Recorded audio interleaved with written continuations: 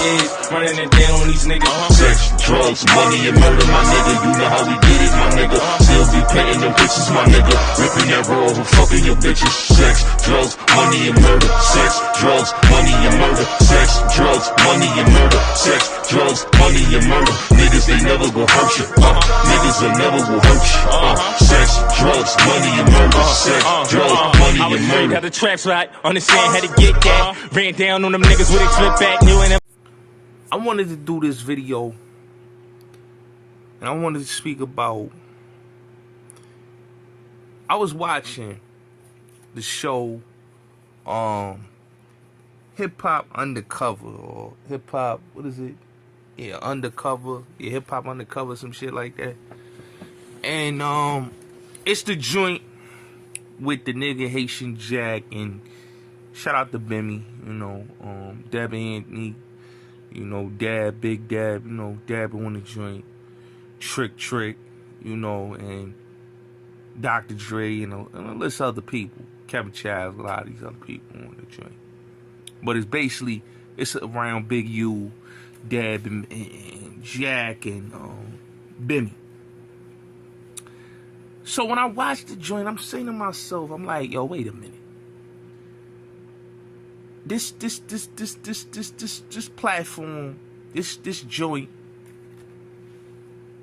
I got an issue with it. Because when you talk about street dudes, right? And you talk about hip-hop culture, this is what I was saying in my last video.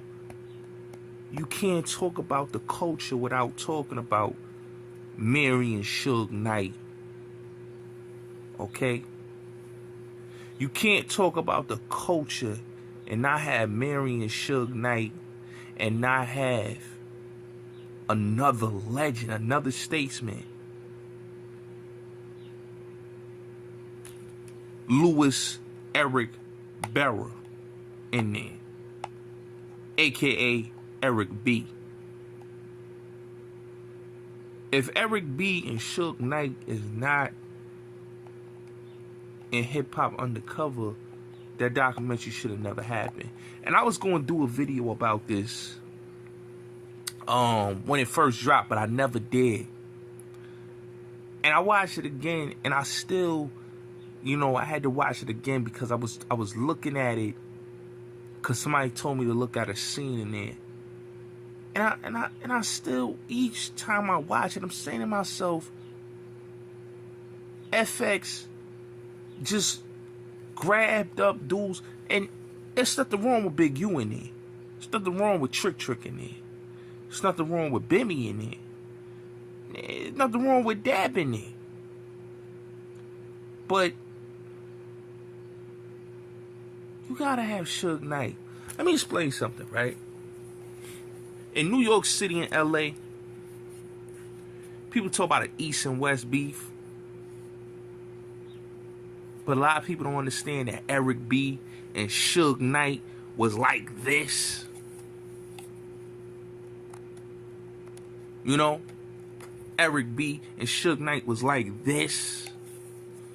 You know? In the game, you had a lot of dude head honchos. You got the Jake Princes. You know, you got the Tony Drapers.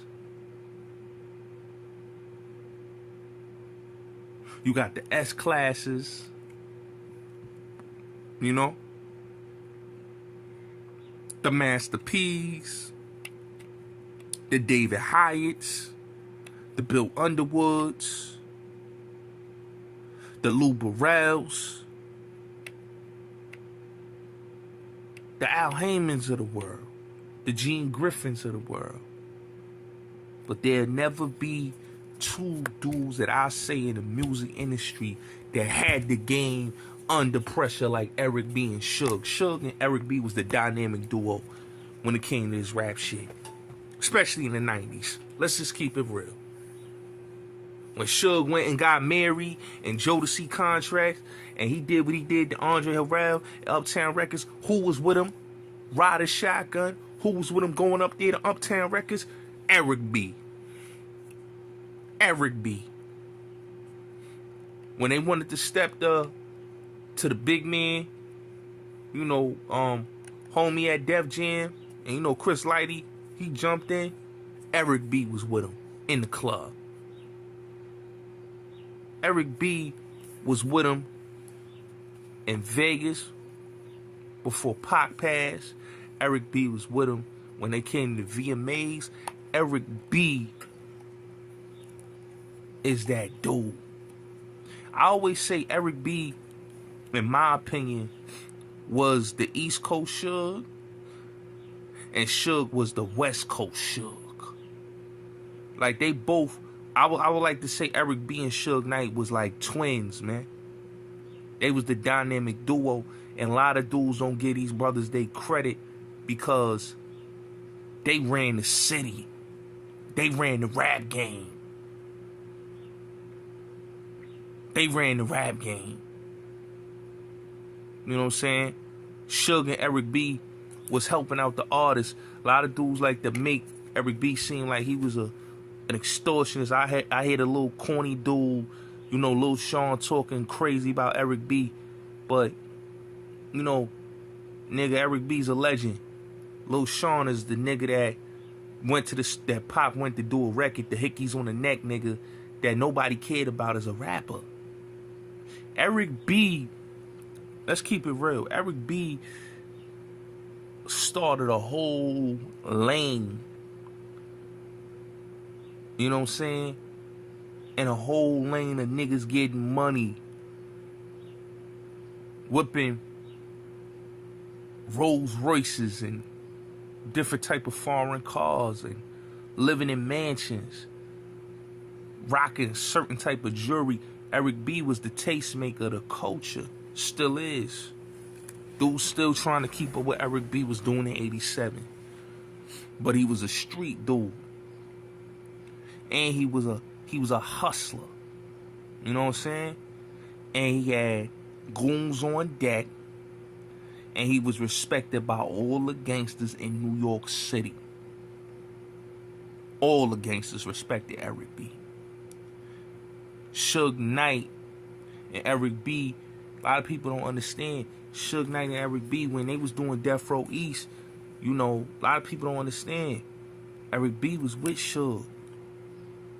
You know, with that whole Death Row joint.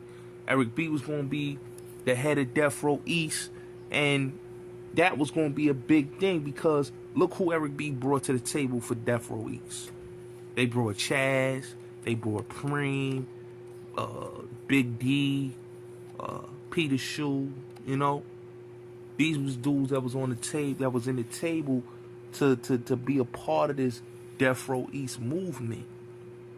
You know? In 9-6.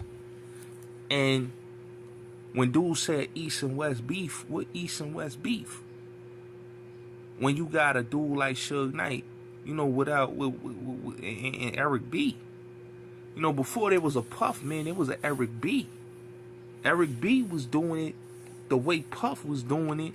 Eric B was doing that in 87, 86, 88, 89, 90, 91, 92, 93.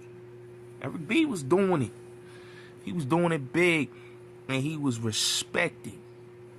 He was a boss, savvy businessman in the street dude. He was official tissue hustler. And when him, like what a lot of people don't understand, him and Suge was really an unstoppable force together, man. And they got a lot of shit done, man. Eric B and Suge got a lot of shit done, man. A lot of shit done, man. And they would certify real men. And a lot of people feared those two dudes. You know what I'm saying? Like I said, when Suge went and got the contract for Mary and Jodeci, Eric B was with him at Uptown. A lot of these dudes that's these record execs, man, they know what it was when Eric B and Suge pull up. That's why when I watch Hip Hop Undercover, Like, how y'all niggas gonna do a documentary and not have Eric B and Suge Knight and part of that? They was the goons of the industry. They was the what you call the goons of the industry, the boogeymans of the industry. They was, man. They was them dudes in the industry that was giving it to them dudes and them officers and getting them dudes good contracts. They was working for helping the artists out, get good contracts.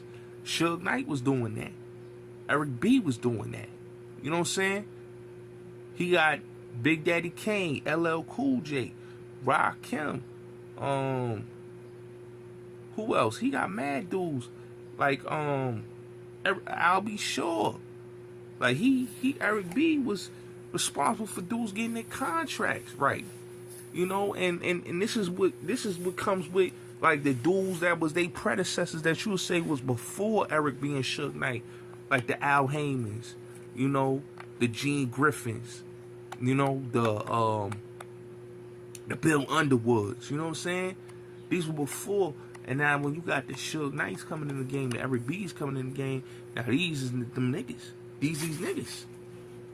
And that's why like Eric B and Suge, you know, had the industry shook.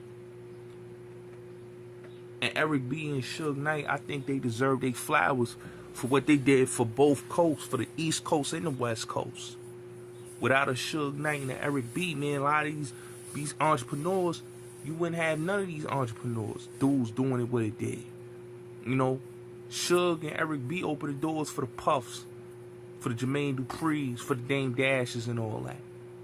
You know what I mean? Shout out to Russell. Russell was doing his thing. But you know, Eric B and them was doing it on a different level. Different level. And what I mean a different level is that these niggas was bosses for real, for real. They was bosses. Getting to that moolah. You know what I'm saying? They was getting to that moolah. And a lot of niggas hated that. They hated that about Suge. They hated that about Eric. You know, I think a lot of dudes had their hate for them dudes that I say a little bit of blackballing, you really want to ask me. Because you can't do a documentary. And when I first saw the documentary, I wanted to do a video. And I was going to do a video, but I never had got a chance to do the video. But I was going to do the video and speak about how I felt that you got niggas like Haitian Jack up there. I get Bimmy, like I said, I get Trick, I get Big U. You know, Deb is cool, but I feel like Bimmy, he did a lot for the culture just for coming home from jail and helping out with Mariah's, I think it was her third album, if I'm not mistaken, helping out with that third album Mariah did, and getting Mobb Deep on that Rooftop record, helping out Clue, and doing his thing with, you know, Def Jam, and you know, these dudes I like to say, not to say that Deb is not important, but I feel like Bimmy's important to the culture because of what he did. Jack, I don't feel like Jack deserved to be in there. Jack, he lined up Pac, you know what I'm saying, and a whole lot of grimy shit was behind him. He wasn't, you know, he didn't help out no artists. That nigga was extorting his artists.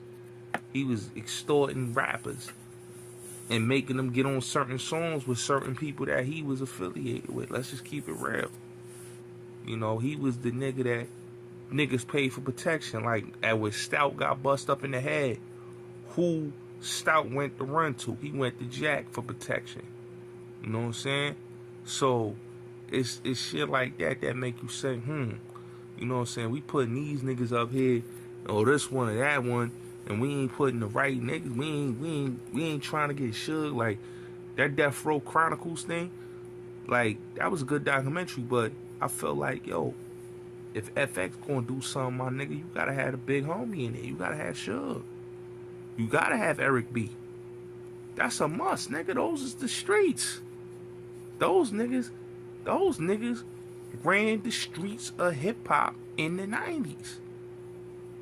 In the 90s. They ran it. You know? Suge, that was his mans. Suge and Eric B was chilling with all the New York gangsters, popping bottles and going to the club, and you know, Suge, you know what I'm saying? Suge and them was like, when niggas say, oh, Suge got beef with him, what you talking about?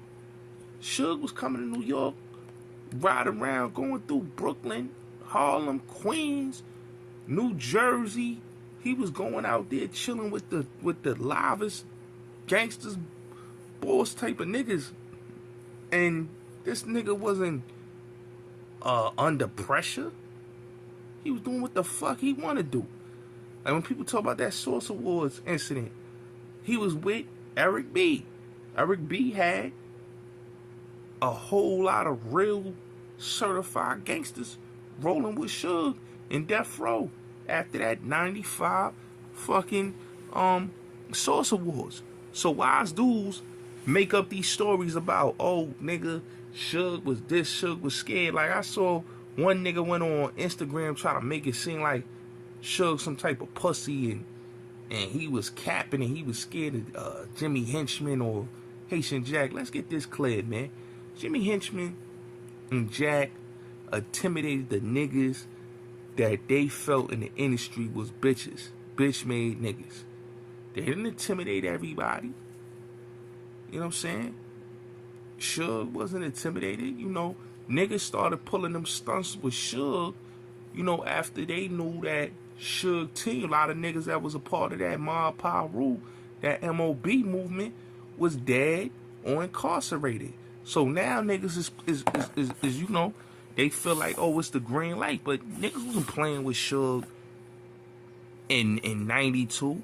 Niggas wasn't playing with Suge when he was, you know, running around with Bobby Brown and he was his bodyguard. Niggas wasn't playing with Suge when he was managing DOC. Niggas wasn't playing with Suge when he was managing Dre. Niggas wasn't playing with Suge when it was 9-2, 9-3, 9-4, 9-5, 9-6. They wasn't playing with Suge. And you know, and they wasn't playing with him when he first came home in 2001. In 2002, they started playing with him when, you know, the whole shit with him getting shot at the Kanye joint, and then the shit with the barber nigga. But the barber nigga hit him with the head with a pipe. These, like Fat Joe said, man, a lot of these so-called tough niggas was scared of Suge. They froze up. They froze. They was intimidated. Suge's a real nigga. You know what I'm saying? Same like with Eric B. These is real dudes. These ain't no pussies. These is real niggas, man. Real street, thorough dudes. Get money dudes. Don't let the, cause niggas is smart, intelligent niggas, or they play football, or they went to college, and, you know, nah, nigga, they get it popping too, my nigga. They got goons on deck just like you got goons on deck. So don't get it twisted, man. That's why I said, man, dudes need to stop the capping, man. You know what I'm saying? If we ain't giving Suge and Eric B they flowers for what they did in the game, I don't want to hear none of these fake niggas that y'all call the gangster CEOs. Cause when the real gangster CEOs, the two that I just named, was running amok and had niggas under pressure in the industry, and it was having niggas put the work in, having niggas smacked up, niggas wasn't saying nothing. Suge Knight and Eric B was about that action. That's why I fucking love them two niggas, man. Cause they was about that action, nigga. They wasn't capping. That's why niggas talk greasy, cause they know Eric B chilling. That's why niggas talk greasy, cause they know Suge is locked up doing 28 years. Y'all know y'all wasn't saying that shit when Suge was home. So don't say that shit now, nigga. Keep that same energy. Real talk.